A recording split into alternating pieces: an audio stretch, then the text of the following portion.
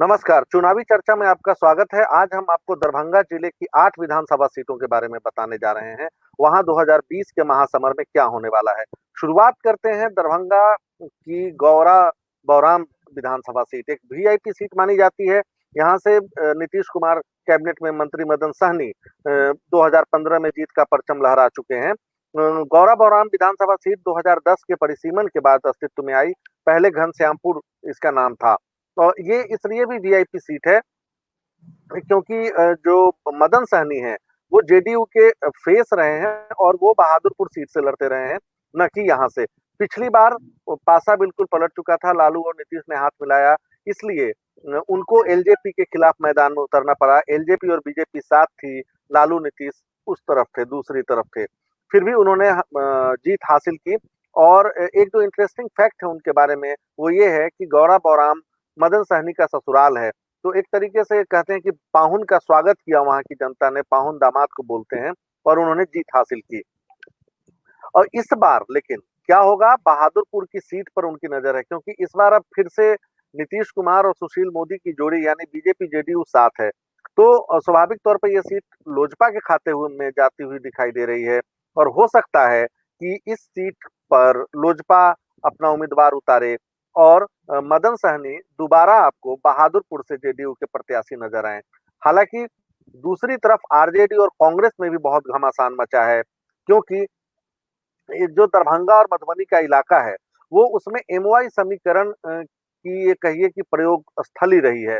लालू यादव ने कालांतर से इस पूरे इलाके को आरजेडी का गढ़ बनाया, और इसलिए भी बना क्योंकि यहाँ की मुस्लिम आबादी बहुत ज्यादा है और यादवों की संख्या भी बहुत अधिक है। दूसरी तरफ ब्राह्मणों की तादाद भी बहुत एक तरीके से कहें ज्यादा है। और ये माना जाता है कि एक ब्राह्मण और मुस्लिम दो तरफ हैं, लेकिन जब जमीनी स्तर पे आप जाएंगे तो पाएंगे कि कई सीटें ऐसी हैं जहां ब्राह्मणों और मुसलमानों ने हमेशा कई बार साथ वोटिंग की है। तो ये बड़ा रोचक है, और इसलिए पिछली बार का जो चुनाव था, अगर हम उसकी तरफ जाएं, आपको हम स्क्रीन शेयर करके बताते हैं कि 2015 में आखिर दरभंगा की 8 सीटों में हुआ क्या। तो अगर आप जाएं 2015 में, तो तीन सीटें यहाँ आरजेडी के और दो जेडीयू के खाते में, एक बीजेपी के खाते में। तो 6 सीटें हैं यहाँ, जिसमें से आप देखें बीजेपी एक सीट जीतती है। लेकिन 2010 की बात करें, जब आरजेडी 30 से कम सीटों पर सिमट गई थी, तब भी जो ये आंकड़ा है यहाँ, वो बिल्कुल आपको चौंकाने वाला नजर आएगा। उस एनडीए की लहर में भी महागठबंधन यानी आरजेडी की अगुवाई वाले महागठबंधन ने 4 सीटें हासिल की थी। तो गौरा बौराम पर फिर दोबारा लौटते हैं। यहाँ के जो मुख्य मुद्दे हैं वो यहाँ की गरीबी है, और यहाँ जो विकास के कुछ काम हैं जो नहीं हो पाए हैं, उसको लेकर यहाँ जनता में थोड़ी नाराजगी है जो देखने को मिलती है। इसके अलावा नीतीश कुमार जो मोटे तौर पर एक लोकप्रिय नेता के तौर पर, अगर हम कहें कि मुख्यमंत्री किसको चुना जाए, तो उनकी छवि रही है। अब बढ़ते हैं दरभंगा रूरल सीट की तरफ, दरभंगा ग्रामीण। यहाँ ललित कुमार यादव आरजेडी के विधायक 2015 में चुने गए। 51% वोट उनको मिले, लगभग 70,000 से ज्यादा वोट उन्होंने हासिल किया। और दरभंगा ग्रामीण, जैसा हमने बताया, एमवाई समीकरण के कारण ये आरजेडी का गढ़ रहा है। तो आप पाएंगे कि 2010 में भी ललित कुमार यादव ही यहाँ से जीते। अब 2020 के महासमर में क्या होगा, इस पर सबकी नजर है। ये बाढ़ प्रभावित इलाका है, चुनावी मुद्दा बन सकता है। यहाँ कमला बलान बागमती हर साल बर्बादी की जो छाप है वो छोड़ जाते हैं। लेकिन जो जातीय समीकरण वो इतना तगड़ा है। अब यहाँ पे एक इंटरेस्टिंग फैक्ट ये, कई हिस्सों में काम करते हैं, उनमें से अधिकतर लौट आए। तो अब हम दरभंगा रूरल से दरभंगा शहर की तरफ चलते हैं। यहाँ से विधायक संजय सरावगी, बीजेपी के 2010 में भी ये सीट बीजेपी के खाते में गई। और ये यहाँ माना जाता है कि मुसलमानों का वोट भी उनको मिलता है। और शिया भी कुछ संख्या में यहाँ पर हैं, जो लगभग अटल जी के जमाने से ही बीजेपी को वोट करते हैं, एक सीमित संख्या में। तो और लेकिन जो इस बार एक बिल्कुल दरभंगा के इलाके में जो एक बहुत ही चुनावी मुद्दा बड़ा बनेगा, वो ये है दरभंगा में दो मेगा प्रोजेक्ट्स का आना। ये एम्स और दूसरा एयरपोर्ट, जिसकी शुरुआत 8 नवंबर, ये बहुत ही लोगों के जेहन में, वोटर के जेहन में है। इसके पीछे हालांकि संजय झा जो नीतीश सरकार में मंत्री हैं, उनका योगदान बहुत माना जाता है, लेकिन इसका फायदा एनडीए को मिलता हुआ जरूर दिखाई दे रहा है। ऋषि, इसके बाद हम अगर चर्चा करें, मैं स्क्रीन शेयरिंग बंद करता हूं, और अलीपुर सीट की, तो अलीपुर भी काफी रोचक है। अलीनगर, अलीपुर, अलीनगर, हाँ सॉरी, अलीनगर। अलीनगर की सीट इसलिए रोचक है क्योंकि यहाँ से खुद अब्दुल बारी सिद्दीकी चुनाव जीतते आए हैं।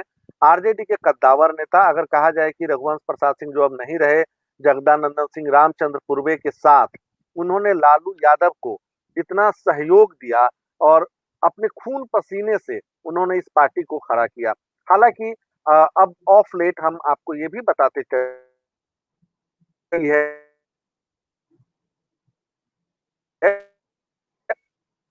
क्योंकि जो उत्तर मिलनी चाहिए सिद्दीकी जी को, वो नहीं मिली।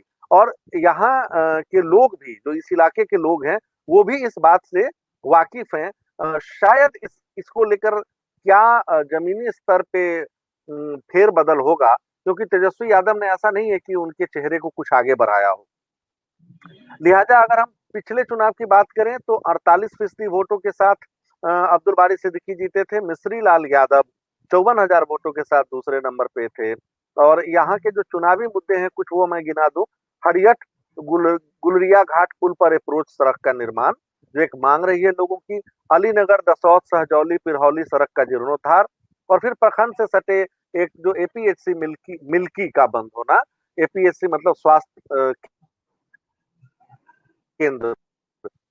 और आप समझ सकते हैं कि कोरोना काल में पहला ये चुनाव हो रहा है, वो बिहार में हो रहा है। लोगों की स्वास्थ्य समस्याएं यहाँ बहुत बड़ी हैं। अगर हम वर्ल्ड हेल्थ ऑर्गेनाइजेशन की रिपोर्ट को देखें तो प्रति जो 1 लाख डॉक्टरों की संख्या होनी चाहिए, वो बिहार में देश के औसत से भी कम है। तो ये समस्याएं हैं जिसके साथ अली नगर की जनता इस 2020 के महासमर में वोट करेगी। ऋषि नारायण, किसी और विधानसभा क्षेत्र की तरफ बढ़े अगर। जी बिल्कुल। सबसे पहले ये 2 सीटें और बच रही हैं, उनका जल्दी ज़िक्र करते हैं। ये बहादुरपुर सीट है। बहादुरपुर सीट पर फिलहाल लालू के जो सबसे खास आज की तारीख पे जो आदमी है, भोला यादव, वो विधायक हैं।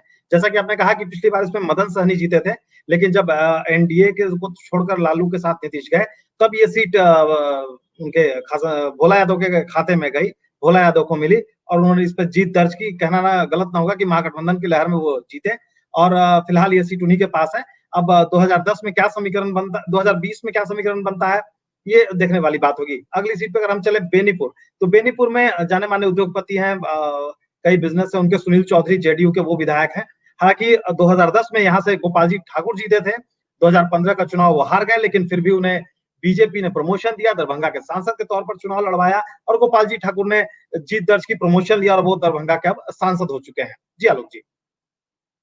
और अगर यहाँ पे अगर हम बात करें, कौन अपनी जो आखिरी विधानसभा सीट थी, कौन सी थी? ये थी जी वही बेनीपुर की सुनील बात कर रहा चौधरी। हूँ। जी बेनीपुर। बेनीपुर, बेनीपुर। यहाँ के बारे में ये कहा जाता है कि ये इलाका भी मूलतः बाढ़ प्रभावित रहा है, और गरीबी यहाँ भी बहुत जोरदार तरीके से इसका गरीबी का मुद्दा उठता रहा है। ये गोपाल जी ठाकुर यहाँ 2010 में जीते थे, जो अब दरभंगा के सांसद हैं। तो इसके बाद अगर कुछ मुद्दों को मैं गिना दूं फटाफट, तो बहेरा जी बिल्कुल कॉलेज को बिल्कुल। अंगीभूत करना, बेनीपुर अनुमंडलीय अस्पताल में सुविधा उपलब्ध कराना, और तरौनी को प्रखंड बनाना, ये स्थानीय स्तर पर कुछ मुद्दे हैं जो यहाँ की जनता उठाती रही है।